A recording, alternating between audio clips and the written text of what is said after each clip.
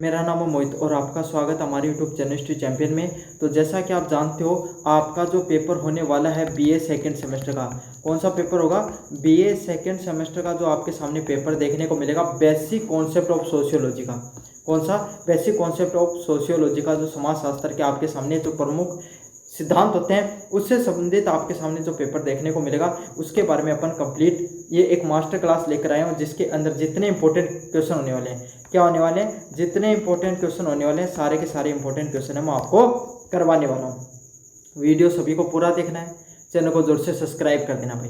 40,000 subscriber का target ले रखा है, लेकिन अभी तक तो आपने 31,000 सब्सक्राइबर ही पूरे नहीं करे। करो भाई सारे के सारे बच्चे, ताकि अपन 40,000 सब्सक्राइबर है उसका टारगेट है उसको अचीव कर पाए। साथ साथ कोने में जो व्यू प्रोडक्ट वाला ऑप्शन है, कौन सा? व्यू प्रोडक्ट वाला ऑप्शन है, इस पर क्लिक करके अगर फ्लिपकार्ट और मित्रा से कोई प्रोडक्ट खरीदोगे, सबसे ज़्यादा डिस्काउंट देखने को मिलेगा। तो कोई प्रोडक्ट खरीदना चाहते हो तो खरीद सकते हो भाई अभी से आपके सामने।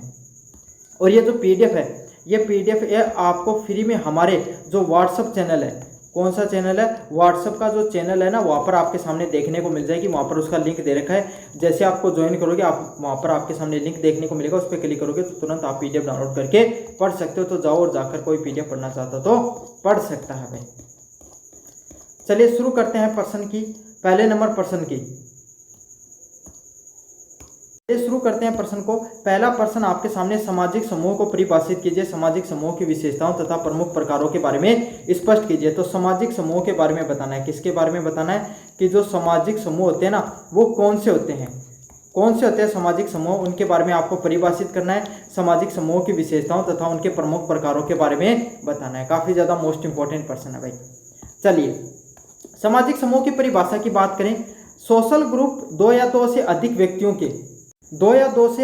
व्यक्तियों का ऐसा संग्रह होता है जो एक दूसरे के साथ परस्पर जुड़े रहते हैं। क्या रहता है? दो या दो से अधिक लोगों का क्या रहेगा? आपके सामने एक संग्रह रहेगा। जैसे आप और आपके दोस्त मिलकर एक बाइक पर क्या जाते हो? पेपर देने के लिए जाते हो, कॉलेज का एग्जाम देने जाते हो ना, तो वही आपका क्या है? एक ग्रुप है। क्या है? आप 5 दोस्त हो, पांचों के पांचों दोस्त कॉलेज में एक साथ पढ़ते हो और एक साथ एग्जाम देने के लिए जाते हो, तो आपका क्या है? कॉलेज का ग्रुप है ना। आप साथ के साथ क्या हो? क्लासमेट हो। तो यही होता है दो या दो से अधिक लोगों का ऐसा संग्रह जो एक दूसरे के साथ कोई इंटरेक्शन करते हैं, है ना, परस्पर क्रिया करते हैं। आप कॉलेज में साथ जाते हो, साथ पढ़ते हो, साथ एग्जाम देते हो, साथ बाहर घूमने जाते हो, साथ खेलने जाते हो, साथ बैठते हो, कोई ना कोई क्रिया साथ मिलकर कर रहे हो ना, जिसमें आप सब लोगों का क्या रहता है? योगदान रहता है। चारों लोगों का, 4-5 लोगों का। समानता, उद्देश्य व सामाजिक भावना के आधार पर जुड़ा रहता है। इसमें अलग अलग रहेंगे। समानता क्या होगा? कि भाई अगर आपका दोस्त घूमने के लिए जा रहा है तो आप भी फोन करके बोलोगे कि आज मैं घूमने के लिए चल रहा हूँ, तू भी मेरे साथ चल। चलता है ना ऐसा चारों दोस्तों के साथ। उद्देश्य क्या है? कॉलेज के अंदर जा रहे हो। कहाँ पर जा रहे हो? कॉलेज के अंदर पढ़ने के लिए जाते हो, तो भाई आपके सामने कोई ना कोई एक दोस्त ऐसा होना चाहिए जो आपके भी कोई साथ होने वाले होने चाहिए, जो आपको क्या दें? किसी चीज़ पे पढ़ाई में मदद करें, खेलने कूदने में, या जीवन को आगे बढ़ाने में मदद करें। समझ में आ गया? तो कोई एक उद्देश्य के साथ। और सामाजिक भावना क्या होती है? सभी लोगों को मिलजुल कर रहने की भावना पर जुड़ा रहता है। तो क्या होता है सोशल ग्रुप? दो या दो से अधिक लोगों का क्या रहता है? एक पर जुड़ा संग्रह होता है, जहां पर लोग आपस में क्या, कोई ना कोई उद्देश्य के लिए, समानता है, सामाजिक भावना से जुड़े रहते हैं। यह समूह समाज की एक इकाई के रूप में काम करता है। किसकी तरीके से काम करता है? एक यूनिट की तरह काम करता है। किसकी तरह काम करता है? एक यूनिट की तरह काम करता है। सबसे जरूरी बिंदु यही है। मकाइवर और पेज के अनुसार, मकाइवर और पेज ने क्या बताया? सामाजिक समूह है वह इकाई है जिसमें दो या दो से अधिक व्यक्ति सामाजिक संबंधों द्वारा एक दूसरे से जुड़े हुए रहते हैं। क्या कहा है? मकाइवर और पेज के द्वारा क्या कहा गया है? क्या कहा गया है? मैकाइवर और पेज के द्वारा कहा गया है, और पेज के द्वारा ये बात कही गई है कि भाई सामाजिक समूह वो इकाई होती है जिसमें दो या दो से अधिक लोग कोई भी सामाजिक संबंधों से जुड़े रहते हैं। क्या, किससे जुड़े रहते हैं? सामाजिक जो संबंध होते हैं, समाज में जो संबंध होते हैं उससे जुड़े हुए होते हैं। अब समाज में संबंध क्या होंगे? जैसे कि कोई, अब ग्रुप आपका तो कॉलेज का ग्रुप है, आप समझने के लिए। अब आपके पापा, मतलब मान लो कि कोई किस में जाते हैं, कोई सरकारी नौकरी लगे हैं, कोई प्राइवेट जॉब लगे हैं, वहां पर सारे के सारे संस्था के लोग आते हैं, तो वो भी साथ बैठते हैं। सामाजिक संबंध, हमारा जो गांव में, आपका जो गांव है उसमें जो परिवार है, क्या है? गांव या शहर है, उसमें जो परिवार, जो सोसाइटी है उसमें आप सब लोग मिलजुल कर रहते हो, है ना। तो उसमें क्या रहता है, 2 या 2 से अधिक लोग रहते हैं और आपस में सामाजिक संबंधों से एक साथ जुड़े रहते हैं। समाज के संबंध क्या होते हैं, मिलजुल कर रहना, एक दूसरे का बुरे वक्त में साथ देना, है ना, आपके सामने। और अगर किसी चीज की जरूरत हो तो उस जरूरतों को एक साथ मिलकर मिल बांटकर पूरा करने को क्या कहा जाता है, आपके सामने सामाजिक समूह कहा जाता है। क्या कहा जाता है, सामाजिक समूह कहा जाता है। और ये विचार किसके थे, मैकाइवर और पेज के थे। किसके थे भाई, मैकाइवर और पेज के विचार थे। मैकाइवर और पेज के ये विचार थे। किसके, मैकाइवर और पेज के ये विचार देखने को मिलते हैं। अगले वाला है आगमन और नेमकाफ के अनुसार। आगमन और नेमकाफ के अनुसार क्या, एक ऐसा समूह है जिसका प्रत्येक सदस्य एक दूसरे के संपर्क करता है, एक दूसरे को प्रभावित करता है तथा एकता की भावना रखता है, उसको सामाजिक समूह कहा जाता है। आर्बन और निमकाफ। अब काफी बच्चे क्या करेंगे, ये जो दोनों थ्योरी है ना, जो दोनों आपके सामने समाजविद हैं, उनकी दोनों की दोनों थ्योरी को एग्जाम में नहीं लिखकर आते हैं और यही सबसे बड़ी गलती होती है, इसीलिए आपके एग्जाम में कम नंबर आते हैं। कोई भी वैज्ञानिक, कोई भी सामाजिक विद के द्वारा कोई भी सिद्धांत दिया जा रहा है, उस सिद्धांत को जरूर से लिख कर आना है। क्या करके आना है, उस सिद्धांत को आपको जरूर से लिख कर आना है। सबसे मोस्ट इंपॉर्टेंट बात आपको यही याद रखनी है, ठीक है, जरूर से लिख कर आना भाई। इन्होंने क्या कहा, और ब्लैक पेन से लिख कर आओगे, एक ऐसी भावना जो एक दूसरे सदस्य के संपर्क करते हैं और एक दूसरे को प्रभावित करते हैं, मतलब एक दूसरे के साथ जुड़े रहते हैं और एक दूसरे को इफेक्ट करने का काम करते हैं, और एक दूसरे के साथ कैसे रहते हैं, एकता के साथ रहते हैं, मिलजुल कर रहते हैं। समझ में आ गया। जैसे आपके दोस्त हैं, आप साथ मिलकर पढ़ाई करोगे, वो आपका दोस्त पढ़ाई करेगा तो उसको देखकर आप ही ऑटोमेटिक पढ़ाई करने लग जाओगे। अगर वो खेलने कूदने में बढ़िया होगा तो आप भी उसको देखकर खेलने कूदने में बढ़िया हो जाओगे। अच्छा, अगर आप में से कोई भी एक दोस्त पर विपदा आ गई तो आप क्या करोगे, बोलो तेरा भाई आ रहा है, सुनने को देखने को मिलता ना। तो ये एकता की भावना भी देखने को मिलती है। इसी को क्या कहा जाता है, सामाजिक समूह के नाम से जाना जाता है। किसके नाम से जाना जाता है, सामाजिक समूह के नाम से जाना जा रहा है। ये सिद्धांत आर्बन और निमकाफ के द्वारा दिया गया था। अगले वाला पॉइंट आपके सामने, सामाजिक समूह की विशेषताएं। क्या होता है, परस्परिक क्रिया, म्यूचुअल इंटरेक्शन।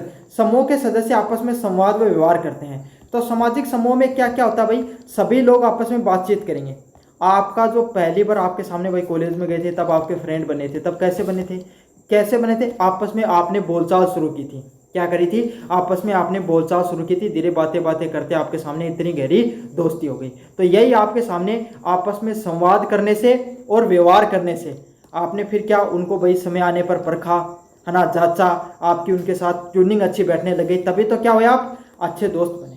तो कैसे बनते हैं भाई अच्छे दोस्त, आपके सामने परस्पर क्रिया के द्वारा, एक दूसरे की जरूरत पड़ने पर, काम आने पर और आपस में बातचीत के माध्यम से अच्छे दोस्त वो बनते हैं। अगले वाला पॉइंट है सामान्यता, कॉमन इंटरेस्ट। सभी सदस्य किसी न किसी साझा उद्देश्य व रुचि से जुड़े रहते हैं। चाहे कोई भी दोस्त हो, चाहे कोई भी जीवन में किसी की भी दोस्ती हो, कोई ना कोई एक लक्ष्य जरूर होगा। आप कॉलेज में रहोगे तो आपके कॉलेज के फ्रेंड रहेंगे, स्कूल में थे तब स्कूल के दोस्त थे, है ना। जब आप कोचिंग करने जाओगे तो वहाँ पर मिलेंगे, वहाँ के दोस्त बन जाएंगे, और आप काम करने जाओगे तो आपके काम पर वहाँ के दोस्त बन जाएंगे। क्यों बने वो दोस्त, कॉलेज में आपके दोस्त क्यों बने? पहले तो चाहे एक गाँव में आप 2 जने साथ रहते थे, उस ही गाँव में रहते थे, लेकिन कॉलेज में जाने के बाद में आपकी दोस्ती बढ़िया हो गई। क्यों बढ़िया हुई? क्योंकि आप कॉलेज में साथ जाने लगे, आपका एक दूसरे से, कभी आपने कॉपी मांगी भाई किसी से, है ना, कॉलेज के फॉर्म के लिए उसको याद किया, है ना, कॉलेज के एग्जाम के लिए याद किया, गेस्ट पेपर के लिए याद किया, आपने कहा कि भाई मोहित सर की क्लास भेजो, हुआ ना।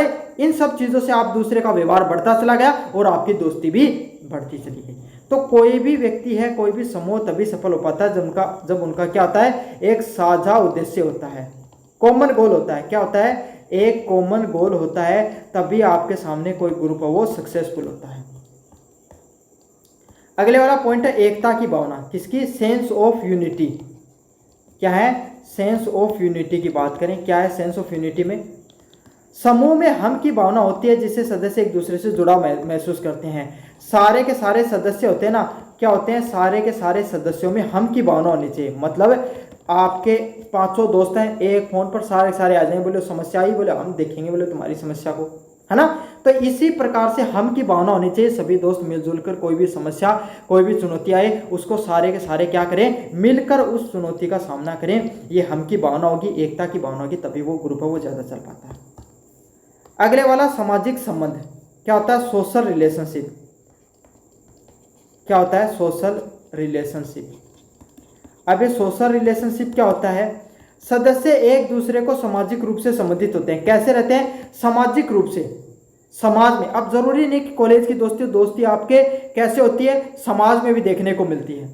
आपका परिवार हो गया, है ना, आपके काका ताऊ चाचा, है ना, रिश्तेदारी, ये सभी लोग सामाजिक रूप से जुड़े रहते हैं। और आप कॉलेज में ही सही, आप चाहे भाषा के हिसाब से एक दूसरे को भाई एक बात बताओ, एक आपका दोस्त इंग्लिश बोले, दूसरे को इंग्लिश आती नहीं, कभी दोस्ती हो पाएगी? नहीं हो पाएगी। समझ में आ गया? दोनों मारवाड़ी बोलने से फिर एक नंबर की होगी। समझ में आ गई? आपकी जो लोकल भाषा वो बोलने से एक नंबर की दोस्ती बनेगी, बनती है ना। क्यों? क्योंकि उनका सामाजिक ढांचा एक जैसे, खान पान हो, एक जैसे बोली हो, एक जैसा पहनावा। कहते हैं ना कि एक जैसी भावना, वैसे ही दोस्त बनते हैं। जैसे आपकी सोच, जैसे आपके क्रिया काम, वैसे आपके दोस्त बनते हैं। क्यों? क्योंकि आपका जो सामाजिक रूप है, आपकी सोचने का तरीका या सामाजिक तरीका वो कैसा है, उन जैसा बन जाता है। अगले वाला पॉइंट है सामाजिक ढांचा। सामाजिक ढांचा क्या होता है? कुछ समूह में नेतृत्व, नियम व भूमिका को स्पष्ट रूप से निर्धारित होते हैं। अब ये कौन से ढांचे होते हैं भाई? जैसे कि कोई भी काम करने वाले, कोई फैक्ट्री है, वहाँ पर 4 लोग काम करते हैं, तो उसमें बॉस के साथ भी बनेगी, आपके साथ वालों के साथ आपकी बनेगी, लेकिन वहाँ पर आपके साथ सबकी दोस्ती सिर्फ इतनी रहती है जितनी देर आप उस काम करने वाली जगह पर हो। समझ में आ गया? तो वहाँ पर क्या रहता है, ऐसी जगहों पर खास करके जो प्रोफेशनल गोल होते हैं, जैसे कोई क्रिकेट की टीम हो गई, खेलने फुटबॉल टीम हो गई, यहाँ पर कौन नेतृत्व करेगा, कौन कौन से नियम मानने, कौन कौन सी भूमिका, सब स्पष्ट रहती हैं। आप सबके साथ हंसी मजाक वगैरह के रूप में नहीं रह सकते। स्थायित्व, सामाजिक समूह थोड़े समय के लिए दीर्घकालीन तक स्थायित्व रह सकते हैं। भाई वो कहते हैं ना कि स्कूल की दोस्ती हमेशा चलती है और कॉलेज की दोस्ती कॉलेज तक चलती है। सुना है ना? तो यही है, जो कुछ समूह होते हैं वो दीर्घकालीन चलते हैं। जो बचपन के दोस्त हैं वो अभी तक आपके दोस्त हैं, और कुछ दोस्त आपके सामने कुछ समय के लिए बहुत गहरे दोस्त होते हैं, फिर एक दूसरे को याद भी नहीं करते हैं। तो यही होता है, स्थायित्व देखने को मिलता है। क्या देखने को मिलता है भाई? स्थायित्व देखने को मिलता है। क्या बोला जाता है इसको? स्थायित्व देखने को मिलता है। अगले वाला पॉइंट है सामाजिक नियंत्रण। कौन सा वाला पॉइंट है? सामाजिक नियंत्रण। समूह अपने सदस्यों के व्यवहार के मापदंडों और नियमों के माध्यम से नियंत्रित कर सकता है। क्या किया जा सकता है? समूह में जो सदस्य होते हैं, क्या होते हैं? समूह में जो सदस्य होते हैं वो अपने व्यवहार को मानदंडों और नियमों से, भाई अगर आपको कोई एक दोस्त है जिसको किसी एक बात पर हंसी मजाक करने पर बुरा लग जाता है, तो आप वो हंसी मजाक नहीं करोगे।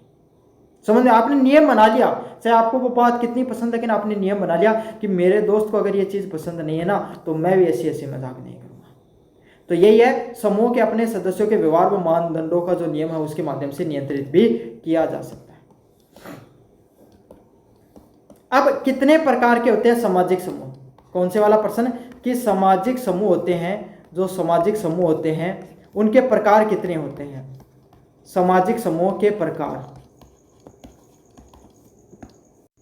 सामाजिक समूह के कितने प्रकार होते हैं? पहला प्रकार होता है प्राथमिक समूह है, प्राइमरी ग्रुप। क्या होता है? Primary group.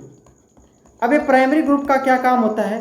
ये समूह के सबसे छोटे, घनिष्ठ व भावनात्मक संबंधों से जुटे रहते हैं। मतलब आपके भाई 1-2 दोस्त हैं, समझ में आ गया? जैसे कि आपके प्राइमरी ग्रुप में क्या होते हैं? परिवार हो गया, मित्र मंडली हो गई, ये सब जो आपके एकदम क्लोज दोस्त होते हैं ना, वो आते हैं। ये बहुत छोटे होते हैं भाई, आपके दोस्त होंगे 1 होगा, 2 होंगे, 5 होंगे, इससे ज़्यादा नहीं। और इससे ज़्यादा है तो वो कोई काम के नहीं है।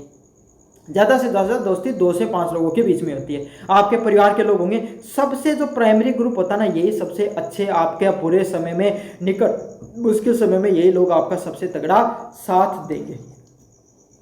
आमने सामने का संपर्क रहता है भाई, मित्र मंडली हो गई, परिवार हो गया, डेली उन लोगों से मिलते हो, डेली से आप उनसे बातचीत होती है। स्थायित्व, इनका रिश्ता आपका हमेशा बने रहेगा। क्या? इनके साथ आपकी जो रिलेशनशिप है वो हमेशा रहेगी। क्या रहेगी? इनकी जो रिलेशनशिप है वो आपके साथ हमेशा बनी रहेगी। भावनात्मक गहराई, इमोशनल डेप्थ देखने को मिलेगी। क्या देखने को मिलेगी? इमोशनल डेप्थ देखने को मिलेगी। कोई भी अगर आपको छोटी सी भी समस्या आएगी ना, ये लोग भागकर आपकी सबसे पहले मदद करने के लिए आ जाएंगे।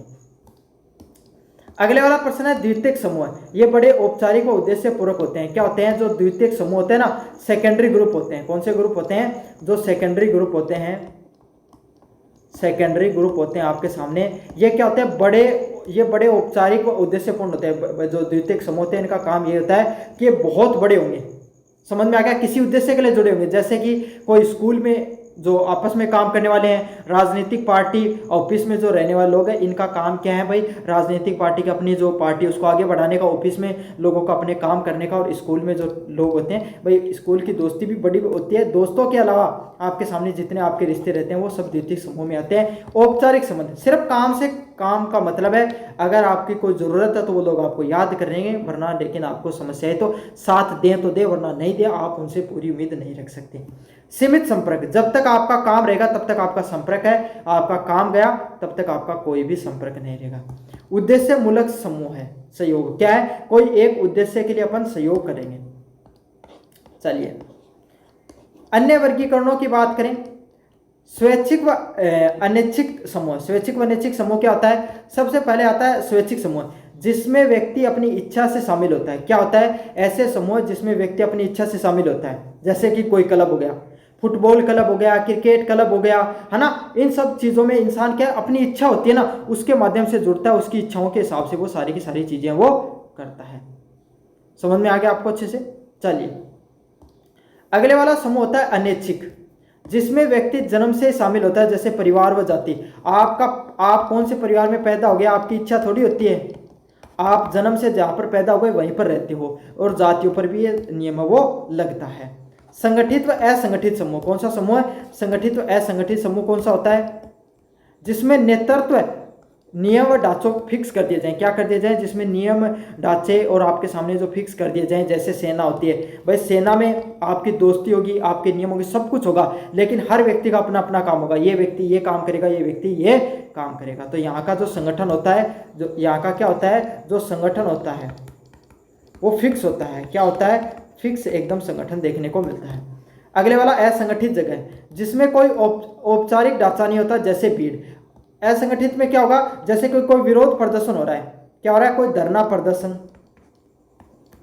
है ना, या आपके सामने कोई विरोध प्रदर्शन हो रहा है, तो यहाँ पर क्या होगा, आपके सामने कोई औपचारिक ढांचा यहाँ पर नहीं देखने को मिलता है। अगले वाले प्रश्नों की बात करें। संदर्भ समूह है वह समूह जिसमें व्यक्ति अपने व्यवहार शैली व मापदंडों को संदर्भ बनाता है, भले ही वह उसमें शामिल हो या नहीं। संदर्भ समूह क्या होता है, ऐसा लोगों का व्यवहार करने का तरीका, ऐसी शैली व ऐसे मापदंड जिससे चाहे वो उसमें शामिल हो या नहीं हो, उसके हिसाब से अपना काम वो चलाता है। चलिए सामाजिक समूह का बनाने का क्या मतलब, भाई कोई भी काम है ना, कोई भी काम करने के पीछे कोई ना कोई तो बेनिफिट होता ही है। तो इस काम को सामाजिक समूह बनाने का क्या बेनिफिट होता है, सबसे पहले क्या होता है, समाज की सबसे छोटी इकाई रहती है। क्या होती है, जो समाज होता है ना अपना, उसकी सबसे छोटी और सबसे जरूरी इकाई है। आपको पता है मनुष्य वो सामाजिक प्राणी है। आज मनुष्य का अस्तित्व इतना बड़ा इसीलिए है क्योंकि वो एक समाज में रहता है, एकजुट रहता है। अगर मनुष्य एकजुट नहीं रहता ना, तो आज कोई भी आपके सामने जंगल में कोई भी कभी किसी जानवर ने मनुष्य को कभी भी निपटा दिया होता। समझ में आ गया। अगले वाला पॉइंट है सामाजिकरण की प्रक्रिया में सहायक होना। समाज को आगे बढ़ाने में जो सामाजिकरण की जो प्रक्रिया होती है, सामाजिकरण की जो प्रक्रिया होती है, समाज को आगे बढ़ाने की जो प्रक्रिया होती है, इसमें भी ये चीज़ें हैं वो सहायक होती हैं। सहयोग, एकता व संगठन की भावना को विकास करता है। क्या करता है, सभी लोगों को मिलजुल कर रहना चाहिए। क्या रहना चाहिए, सहयोग की भावना। कौन सी भावना, सहयोग की भावना, कि भाई सभी लोगों को मिलजुल कर रहना चाहिए, सभी लोगों को एकता के साथ रहना चाहिए, और संगठन की भावना को आगे बढ़ाने का काम करता है। व्यक्ति को सामाजिक पहचान व भूमिका प्रदान करता है। कोई भी एक व्यक्ति होता है ना, उसकी समाज में क्या पहचान है और उसकी जो क्या भूमिका होती है उसको देने का काम करता है। सामाजिक नियंत्रण व अनुशासन बनाए रखने का काम करता है, कि समाज पर अगर सभी लोग एकजुट मिलजुल कर रहेंगे, भाई दो दोस्त हैं, तीन दोस्त हैं, अगर दो दोस्त पढ़ाई करते हैं, एक नहीं करते हैं, तो दो मिलकर एक को पढ़ाई करवाने लग जाएंगे। अनुशासन है, डिसिप्लिन है ना, तो यही है। और अगर कोई गलती कर रहा है, तीन दोस्त हैं, अगर तीन दोस्त उसमें से अगर कोई एक व्यक्ति गलत काम कर रहा है, तो उसको दो मिलकर क्या करेंगे, उसको समझाएंगे बुझाएंगे, इससे क्या उस पर कंट्रोल आ जाता है, नियंत्रण आ जाता है। समझ में आ गया। तो यही है, समाज की सबसे छोटी इकाई है, समाज को आगे बढ़ाने पर यह मददगारी होता है। समाज में एकजुट रहने के लिए जो बुनियादी चीज़ें होती हैं, जैसे एक दूसरे के मुश्किल समय में साथ देना, एकजुट तरीके से रहना, संगठन बनाना की भावना भी मजबूत होती है, और सामाजिक नियंत्रण भी बनता है। क्या होता है, सामाजिक नियंत्रण भी बनता है। क्या बनता है, सामाजिक नियंत्रण है वो भी देखने को मिलता है। समझ में आ गया। चलिए सामाजिक समूह समाज का मूल आधार है। यह व्यक्तियों को सामाजिक जीवन में डालता है, समाज की कार्य प्रणाली को नियंत्रित करता है। सामाजिक समूह में विविधता समाज के विविध कार्यों को संचालित करने में सहायक होती है। क्या होती है? जो सामाजिक समूह होते हैं वो समाज की सबसे छोटी इकाई है। क्या है? जो सामाजिक समूह है, क्या है? जो सामाजिक समूह है ना, वो समाज की सबसे छोटी व सबसे मूलभूत इकाई है।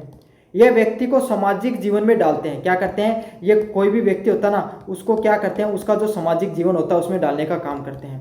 समाज की कार्य प्रणाली को नियंत्रित करते हैं। समाज की जो पूरी की पूरी कार्य प्रणाली उसको नियंत्रित करते हैं। सामाजिक समूह में विविध समाजों की विविध कार्यों को संचालित करने में सहायक होते हैं। तो अलग अलग समाज में जब कार्य किए जाते हैं उसमें भी सहायक होते हैं। भाई समझ में आ गया? चलिए अगले वाले प्रश्न की तरफ बढ़ते हैं। क्वेश्चन नंबर 2 की तरफ आपके सामने संस्कृति को परिभाषित करते हुए इसकी प्रमुख विशेषताओं का उल्लेख कीजिए। क्या करना आपके सामने? आपको कल्चर को डिफाइन करना है। किसको डिफाइन करना है? आपको कल्चर को डिफाइन करना है। संस्कृति को परिभाषित करते हुए उसके बारे में आपको विशेषताओं के बारे में आपको बताना है। समझ में आ गया? अच्छा प्रश्न है। अगर अभी तक चैनल को सब्सक्राइब नहीं किया तो सभी बच्चों से रिक्वेस्ट है, प्लीज चैनल को सब्सक्राइब कर दो। और व्हाट्सअप चैनल का जो लिंक डिस्क्रिप्शन में दे रखा, अभी तक ज्वाइन नहीं किया तो क्या कर रहा, कर लो ज्वाइन भाई। सारी सूचनाएं वहीं पर मिलती है, फ्री में PDF वहीं पर मिलेंगी, सारी चीजें वहीं पर मिलेंगी। बस जरूर से जाकर चैनल को, जो अपना व्हाट्सअप चैनल है उसको जरूर से ज्वाइन कर लेना। सबसे पहला पॉइंट है संस्कृति की परिभाषा, डेफिनेशन ऑफ कल्चर। क्या बतानी है आपको? Definition of culture. किसकी बात करें? डेफिनेशन ऑफ कल्चर की बात करें। क्या होती है डेफिनेशन ऑफ कल्चर? संस्कृति समाज के उन सभी भौतिक व अमूर्त तत्वों का समुच्चय होता है जो मनुष्य द्वारा सीखे गए, अर्जित किए गए, समाज द्वारा अपनाए गए। इसमें भाषा, परंपराएं, विश्वास, मूल्य, रीति रिवाज, कला, कानून, नैतिकता, धर्म आदि सभी लोग चीजें शामिल होती हैं। क्या होते हैं? कल्चर क्या होता है? सभी भौतिक व अमूर्त तत्वों का होते हैं। जैसे कि भाई अपन क्या करते हैं? कल्चर क्या अपना? देसी खाना, छाछ दूध दही खाना, है ना। अपनी लोकल भाषा मारवाड़ी है, ठीक है। साथ के साथ बड़े बुजुर्गों का सम्मान करना, माता पिता का आपके सामने भाई बुढ़ापे में उनका सहयोग करना, उनके सहारा बनना, है ना। अपना समाज को आगे बढ़ाने की, समाज की जितनी परंपराएं हैं उनको आगे बढ़ाना, है ना। इन सब चीज़ें परंपराएं होती है ना, तो यही सब चीज़ें क्या कहलाती है? संस्कृति कहलाती है, ठीक है। जो संस्कार हो ना, संस्कार वही संस्कृति होती है, यह समझ लो। जो मनुष्य द्वारा सीखे गए, अर्जित किए गए, समाज द्वारा अपनाए गए। क्या तो मनुष्य अपने माता पिता या अपने आसपास के जो वातावरण से जो चीजें सीखता है, या जो मनुष्य कहाँ से अपने समाज उसको सिखाता है। क्या करता है? जो समाज है उसको अलग अलग प्रकार की चीजें सिखाता है कि झूठ नहीं बोलना चाहिए, धर्म से जीवन जीना चाहिए, भ्रष्टाचार नहीं करना चाहिए। इस प्रकार की चीजें सीखते हैं ना अपन, है ना। अपनी भाषा है, आप जिस दिन जन्म दिया उस दिन आपको भाषा नहीं आती थी ना, अपने आसपास के लोगों को आपने बोल बोल कर वो भाषा बोलनी सीखी है। परंपराएं, होली दिवाली हो गई, है ना, ईदगाह हो गई, कोई भी और त्यौहार हो गया, आप जिस धर्म को मानते हो वो सभी कोई अलग अलग प्रकार की जो परंपराएं होती है उनको मनाना, आपका जो धर्म है उसमें विश्वास रखना, मूल्य और रीति रिवाजों को मानना, है ना। जो अलग अलग प्रकार के विवाह के रीति रिवाज हैं, समाज में जाति धर्म के रीति रिवाज है, सभी रीति रिवाजों को मानना, कानून को मानना और नैतिकतापूर्ण वो जीवन जीना। कैसा? धर्म के हिसाब से जीवन जीना, संस्कृत के संस्कार के हिसाब से जीवन जीना, यही क्या कहलाती है? संस्कृति कहलाती है। क्या कहलाती है भाई? संस्कृति कहलाती है। धर्म के हिसाब से अपना जीवन यापन है वो करना। अगले वाला, इसमें E.B. टाइलर क्या कहते हैं? E.B. टाइलर का क्या कहना है? E.B. टाइलर का कहना है संस्कृति व जटिल संपूर्णता है जिसमें ज्ञान, विश्वास, कला, नैतिकता, कानून, रीति रिवाज और वही सभी क्षमताएं व आदतें शामिल होते हैं जो मनुष्य समाज का सदस्य होने के नाते अर्जित करता है। E.B. टाइलर कहते हैं संस्कृति में वही सभी चीजें जुड़ी हुई हैं। क्या है? संस्कृति में E.B. टाइलर के अनुसार वही सभी चीजें जुड़ी होती हैं। जैसे ज्ञान जुड़ा हुआ होगा। क्या जुड़ा हुआ होगा? ज्ञान होगा। लोगों को अलग अलग जो उनकी परंपराएं हैं उसके प्रति उनका विश्वास होगा। कला, आर्ट एंड कल्चर होगी। नैतिकता पर विश्वास रखेंगे, कानून और रीति रिवाजों को मानने का काम करेंगे। तो अलग अलग प्रकार की चीजें हो गई, जैसे विश्वास हो गई, है ना, कला हो गई, नैतिकता को मानने का काम करते हैं।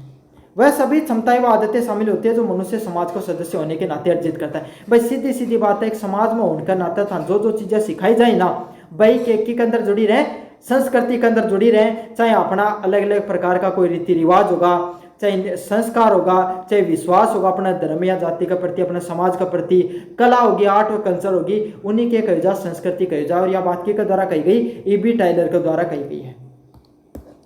चलिए अगले वाले विचार कौन है इसके अंदर? मेलिनोव्स्की इनका क्या कहना है?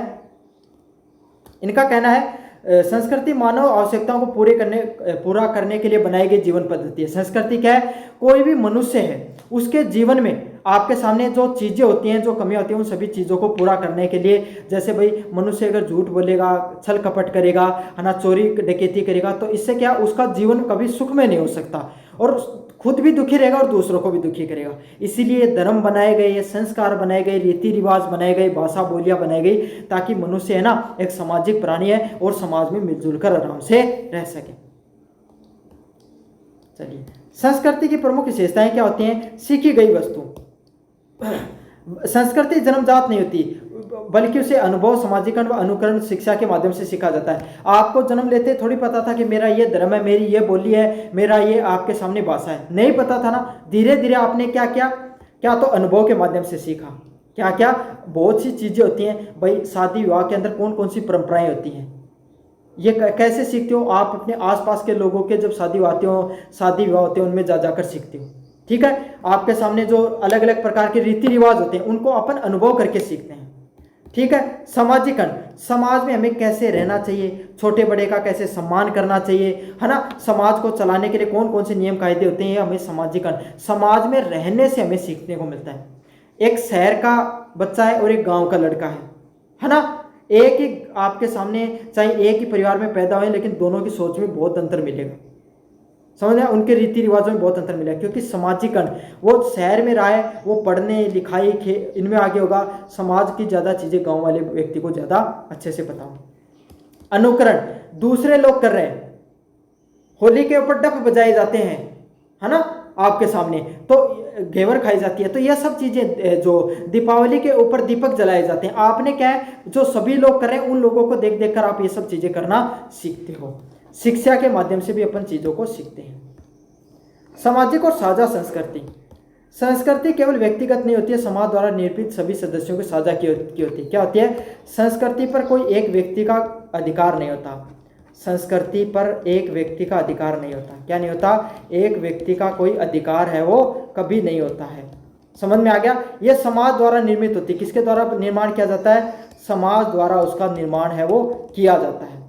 सभी सदस्यों द्वारा साझा की जाती है, मतलब संस्कृति एक व्यक्ति कभी नहीं चला सकता। संस्कृति को चलाने के लिए सभी लोगों का उसमें थोड़ा बहुत योगदान होना जरूरी है। एक ही संस्कृति में रहने वाले लोग समान मूल्यों व आचरणों का अनुकरण करते हैं। क्या करते हैं? एक ही संस्कृति में रहेंगे लोग, कहाँ पर रहेंगे? एक ही संस्कृति में रहने वाले लोग हैं ना, उनके मूल्य अलग अलग होंगे।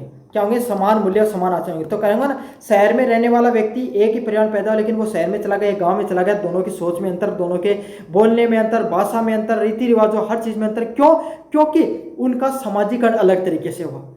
तो शहर के लोग एक तरीके की सोच रखते हैं, गांव के लोग अलग, एक धर्म को मानने वाले लोग अलग रखते हैं, एक जाति को मानने वाले लोगों की एक सोच होती है। तो यही होता है संस्कृति, समान मूल्य, जिनके संस्कार, जिनकी विचारधारा एक जैसी होती है, उन्हीं लोगों पर जुड़ी रहती है।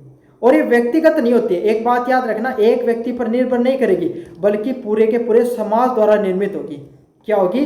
पूरे के पूरे समाज द्वारा निर्मित होती है। ये बहुत इंपॉर्टेंट पॉइंट है ना। प्रतीकात्मक, संस्कृति प्रतीकों, सिंबल के माध्यम से व्यक्त की जाती है, जैसे भाषा, चित्र, वेशभूषा व ध्वनि। कि आपके सामने है ना संस्कृति है, क्या है? जो संस्कृति है ना, उसको अपन कैसे दिखाते हैं? संस्कृति है वो किसके माध्यम से? जो अलग अलग प्रकार के जो सिंबल्स होते हैं, क्या होते हैं? अलग अलग प्रकार के जो सिंबल्स होते हैं ना, उन सिंबल्स के माध्यम से आपके सामने क्या है, उसको दर्शाया जाता है। क्या किया जाता है? उन सिंबल्स के माध्यम से उनको व्यक्त किया जाता है।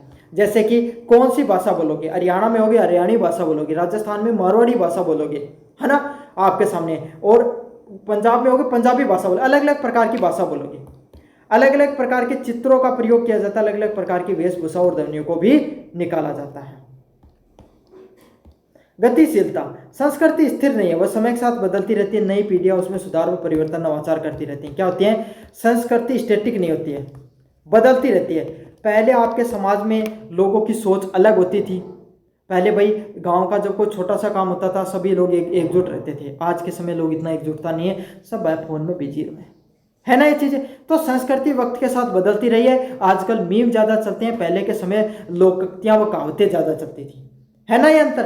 तो यही है, नई पीढ़ी के साथ हर चीजों में सुधार देखने को मिलता है, परिवर्तन भी देखने को मिलता है। नई पीढ़ी आती है तो नए विचार भी आते हैं। क्या आती है? नई पीढ़ी आती है तो नए विचार, नवाचार भी देखने को मिलता है। अगले वाला पॉइंट है समन्वयकारी शक्ति। कौन सी शक्ति? समन्वयकारी शक्ति। समन्वयकारी शक्ति क्या होती है? आपके सामने इंटरगेटिव फोर्स क्या होता है? संस्कृति विभिन्न संस्थाओं, परंपराओं, रीति रिवाजों को जोड़कर समाज में एकता व समन्वय बनाने का काम करती है। संस्कृति का काम क्या है? अलग अलग प्रकार की संस्थाओं को जोड़ने का काम करेगी। क्या करेगी? अलग अलग प्रकार की जो संस्थाएं होती है ना, उनको जोड़ने का काम करेगी। अलग अलग प्रकार की परंपराओं को जोड़ेगी, अलग अलग प्रकार के रीति रिवाजों को जोड़कर समाज में एकता लाने का काम करती है। समझ में आ गई? अलग अलग प्रकार की संस्थाओं को एकजुट करेगी, अलग अलग प्रकार की परंपराओं को जोड़ेगी, अलग अलग प्रकार के जो रीति रिवाज होते हैं उनको जोड़कर समाज में एकता लाने का काम करती है। क्या करती है? इन्हीं सब चीज़ों को, अलग अलग प्रकार की चीज़ों को जोड़कर एकता लाती है। समझ में आ गया? जैसे कि होली, दीपावली जैसे त्यौहार हो गए, क्यों मनाए जाते हैं? ताकि सभी लोग, समाज के लोग एकजुट हो जाएं। मेले लगते हैं, धार्मिक कार्यक्रम होते हैं, क्यों होते हैं भाई? आपके सामने सुख दुख का वक्त आता है भाई, कोई व्यक्ति के घर में मृत्यु होगी तो सभी लोग एकजुट होकर वहां पर, पूरा का समाज वहां पर जाकर बैठ जाता है। ऐसा क्यों होता है? ताकि समाज, सारा का सारा समाज है वो एकजुट रहे। अगले वाला पॉइंट है अनुकूली प्रवृत्ति। कैसी? Adaptive nature. कैसा नेचर भाई? Adaptive nature. अब ये अडेप्टिव नेचर क्या होता है? संस्कृति वातावरण सामाजिक आवश्यकताओं के अनुसार स्वयं को डाल लेती है, ये परिवर्तनशील भी होती है। क्या होती है? जो संस्कृति होती है, क्या होता है? जो कल्चर होता है, कल्चर होती है ना, समाज में जैसी आवश्यकताएं, जैसी जरूरत होती है उसी के अनुसार खुद को डाल लेती है। क्या होती है? जैसी जरूरत वैसी जरूरतों के हिसाब से खुद को डाल लेती है, और ये परिवर्तनशील भी होती है। समय के साथ इसमें बदलाव भी देखने को मिलता है। संस्कृति मानव निर्मित भी होती है। संस्कृति मानव समाज द्वारा सर्जित व्यवस्था, ये प्रकृति से नहीं आती बल्कि इंसानों द्वारा विकसित की जाती है। क्या होती है? संस्कृति पूरा का पूरा समाज मिलकर संस्कृति का निर्माण करता है। प्राकृतिक रूप से नहीं आएगी। आप जन्म लोगे तो संस्कृति नहीं आएगी, मनुष्य के द्वारा निर्मित की गई चीज है। होली दीपावली प्रकृति नहीं सिखाती है आपको। समझ में आ गया? हाँ, आपको कैसा खान पान करना है, कैसा आप कपड़े पहनोगे, ये जरूर प्रकृति पर निर्भर करता है, लेकिन भाषा, बोली, है ना, संस्कृति, ये सब चीजें, है ना, आपके सामने रीति रिवाज आपके सामने मनुष्य द्वारा निर्मित है। इसमें प्रकृति का कोई लेना देना नहीं है। यह भी महत्वपूर्ण पॉइंट है भाई, अच्छे से समझें। नैतिकताओं और मूल्य पर आधारित रहती है। संस्कृति लोगों के आचरण व मूल्यों पर आधारित बनी रहती है, जिसे उचित व अनुचित ज्ञान देती है। क्या है? जो संस्कृति होती है, क्या होती है? जो संस्कृति होती है ना, वो आपके सामने लोगों का कैसा आचरण है, लोगों के कैसे मूल्य हैं, कैसे सोच विचार है, उसके आधार पर रहती है। समझ में आ गया? लोगों के आचरण पर निर्भर करती है और लोगों की सोच विचार पर निर्भर करती है। संस्कृति एक पीढ़ी से दूसरी पीढ़ी में सिखाई और स्थानांतरित की जाती है, जिसके माध्यम से परिवार, शिक्षा व सामाजिक संस्थाएं होती हैं। पीढ़ी क्या होती है भाई? आपके सामने आपने जो लोकोक्तियाँ होंगी, कहावतें होंगी, गीत संगीत, भाषा बोली, है ना, त्यौहार, धार्मिक सम्मेलन, सबकी सब चीज़ें आपने क्या सीखा होगा? क्या तो आपके अपने परिवार से सीखा होगा, है ना, या अपने सामाजिक गतिविधियों के माध्यम से सीखा होगा। तो ऐसे नहीं कि कोई किताबों में लिखी रहती है, एक जनरेशन से दूसरी जनरेशन के अंदर ये ट्रांसफर किया जाता है इनको।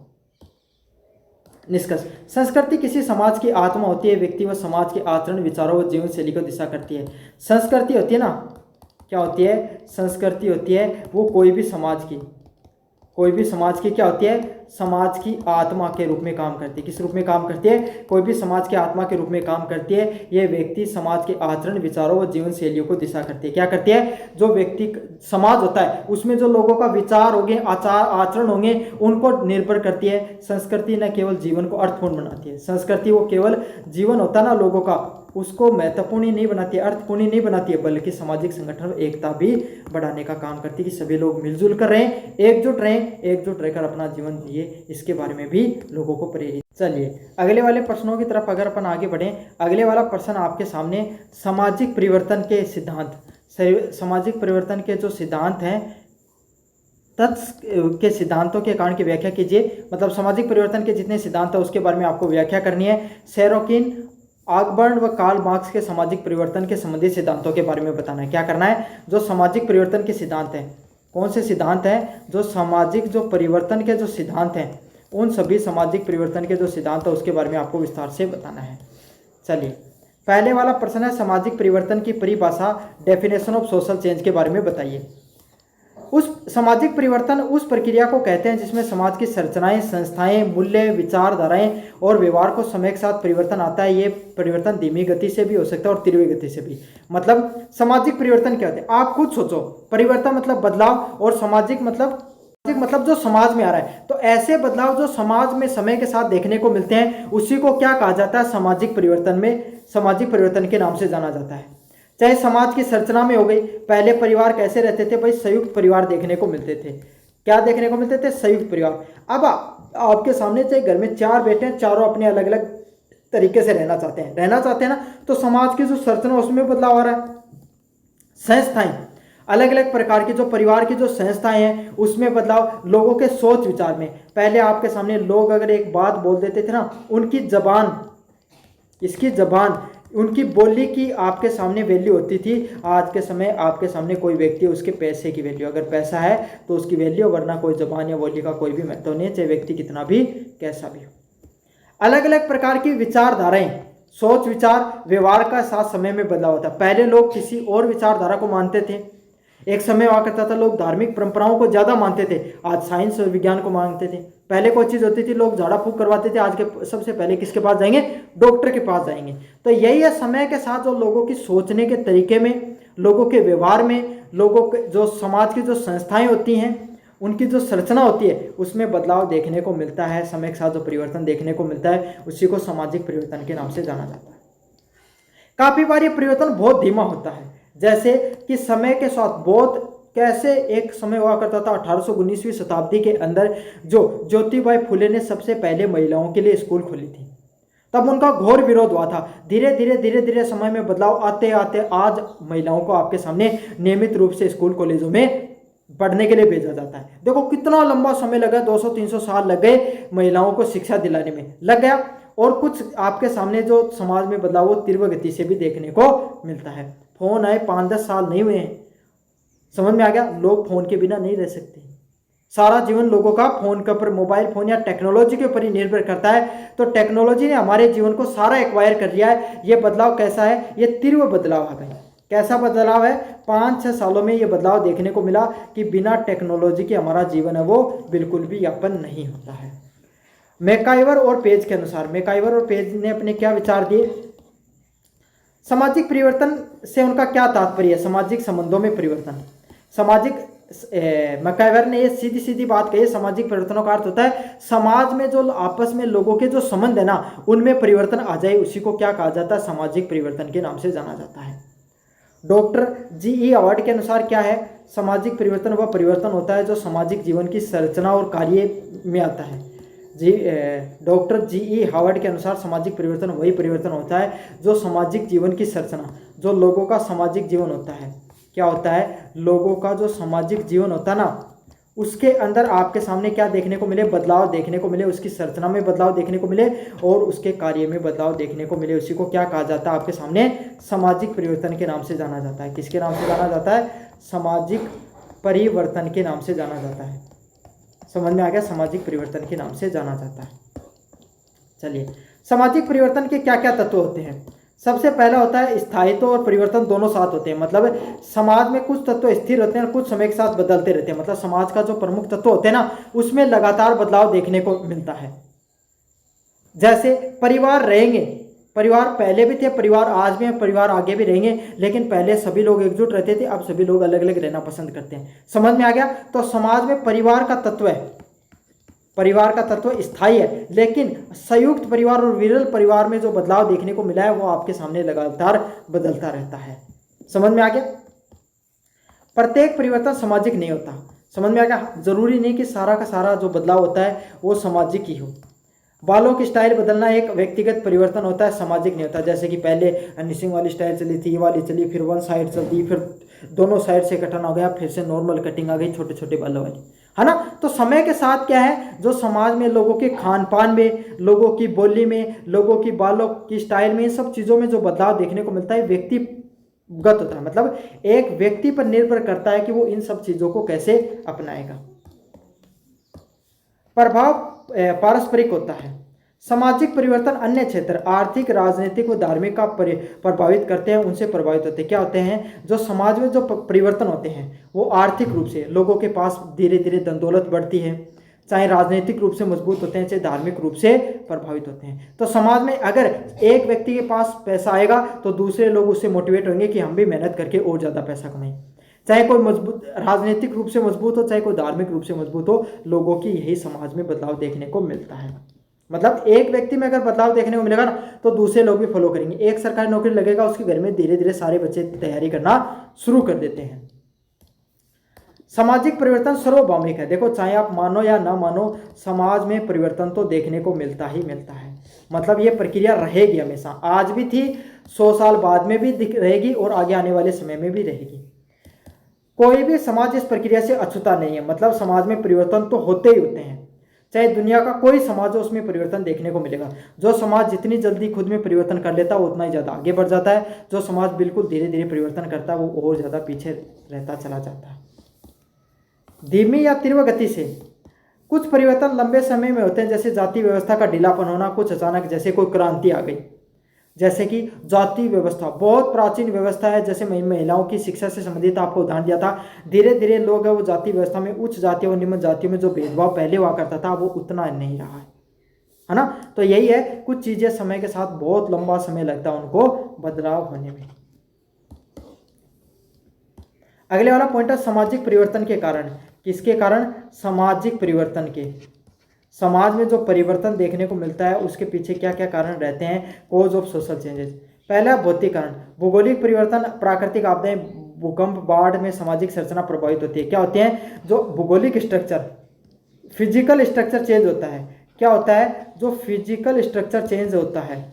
कौन सा स्ट्रक्चर चेंज होता है? जो फिजिकल स्ट्रक्चर चेंज होता है, जैसे कोई प्राकृतिक आपदा आ गई, भूकंप आ गया, बाढ़ आ गया, इससे पूरी जो संरचना है उसमें बदलाव देखने को मिलता है। जैसे भूकंप आ गई तो इससे पूरा का पूरा व्यवस्था वो तहस नहस हो जाती है, लोग अब नए सोच विचार से सोचना शुरू करते हैं। बाढ़ आ गई तो लोग नदियों किनारा बसने के बजाय दूसरी जगह या शहरों की तरफ पलायन कर जाते हैं।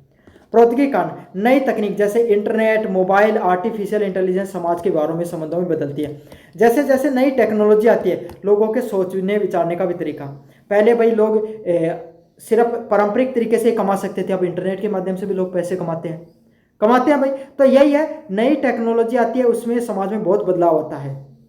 पहले जो काम करने पर जो पैसे निकल आने के लिए मोबाइल बैंकों में घंटों घंटों की लाइन लगती थी, एटीएम पर भी आपके सामने जाना पड़ता था, आज घर से बैठे एक टच पे आप लोगों को पैसे का लेन देन कर सकते हो।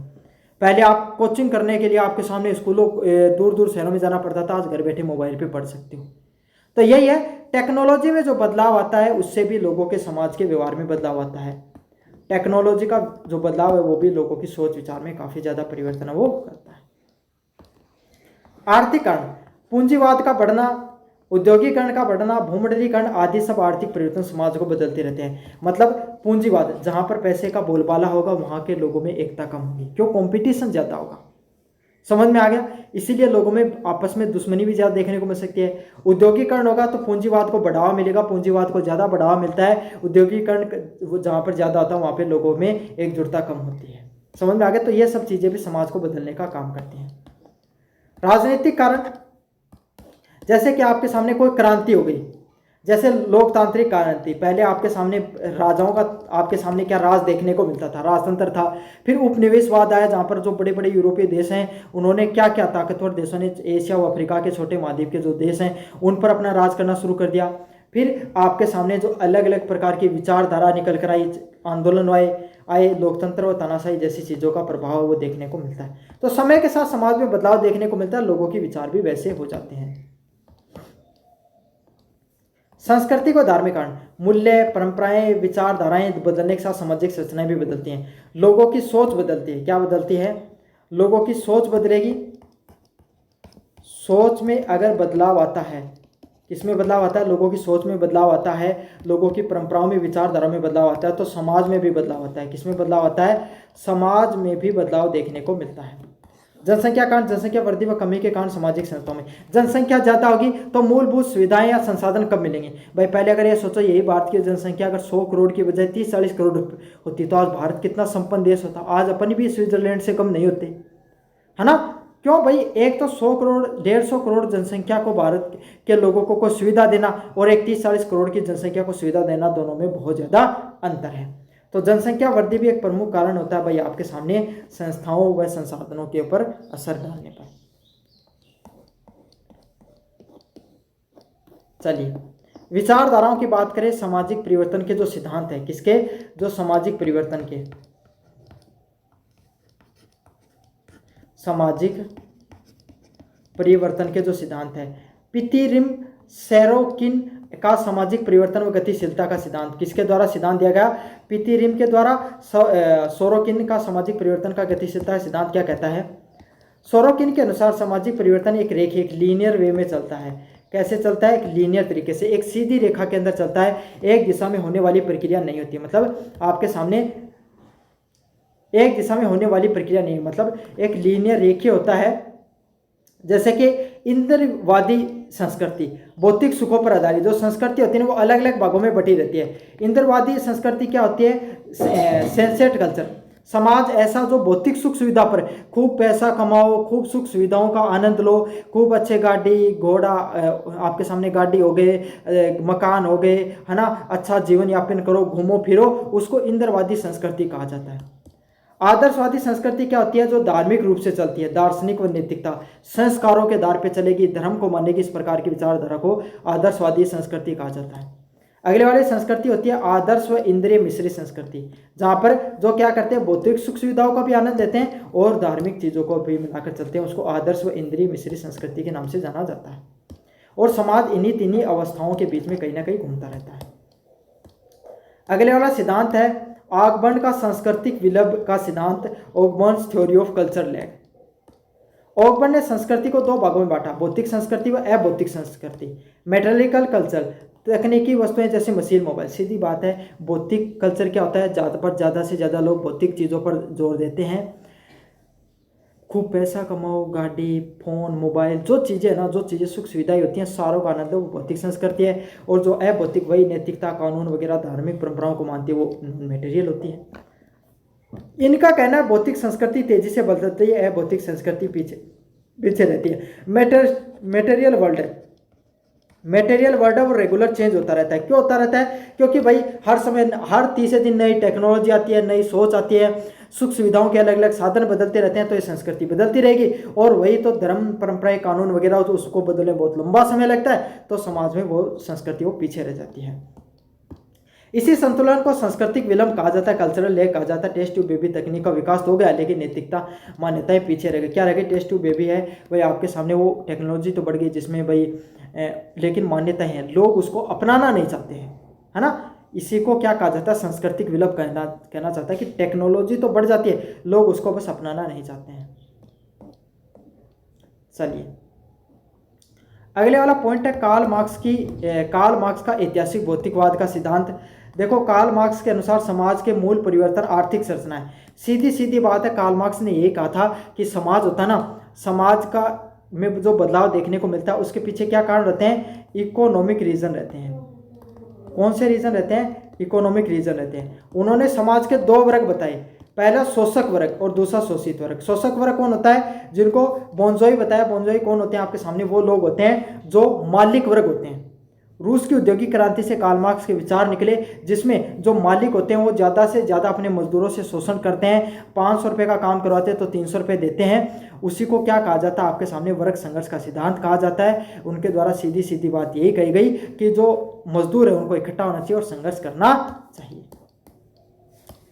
सामाजिक परिवर्तन एक स्वाभाविक, आवश्यक व सतत प्रक्रिया है। जो समाज में जो परिवर्तन होता है, क्या होता है, जो सामाजिक परिवर्तन है, कौन सा परिवर्तन है, समाज में जो परिवर्तन होता है ये एक स्वाभाविक, मतलब होगा, ये परिवर्तन पहले भी होता है आगे भी होगा। एक सबसे जरूरी पहलू और सतत प्रक्रिया है। कैसी प्रक्रिया है, लगातार होने वाली प्रक्रिया है, होती रहेगी भाई प्रक्रिया।